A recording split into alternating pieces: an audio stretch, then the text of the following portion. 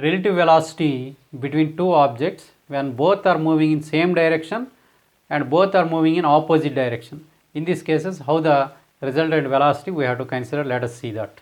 So first case, if you consider that if one object A is moving in the direction, so the velocity of the object A is VA, and VB also moving along the same path or both are parallel to each other. So this is VB, both are moving in same direction.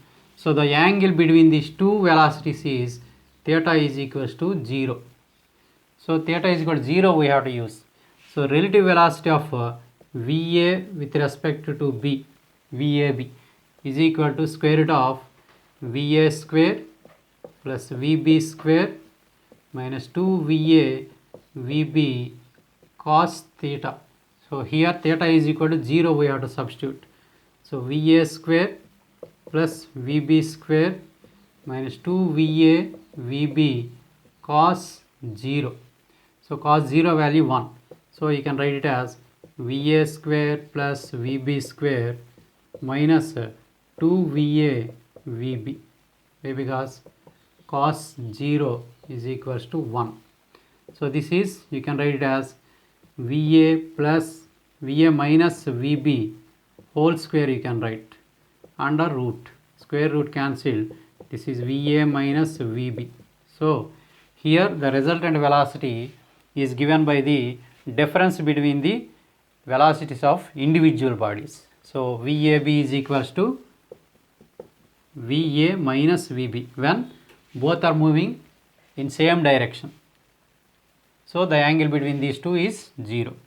Now second case, both are moving in opposite direction. For example, velocity of A is in this direction, another body B is moving in opposite direction, velocity of B.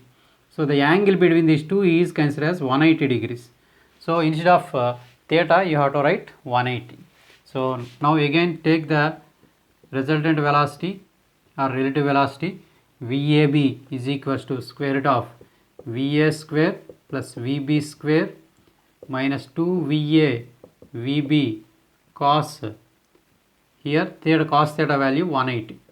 We know that cos 180 is equals to minus 1. So substitute the value here, square root of VA square plus VB square minus 2VA VB into minus 1. So plus 2VA VB you can get. So this is nothing but VA plus VB whole square under root, square root cancelled.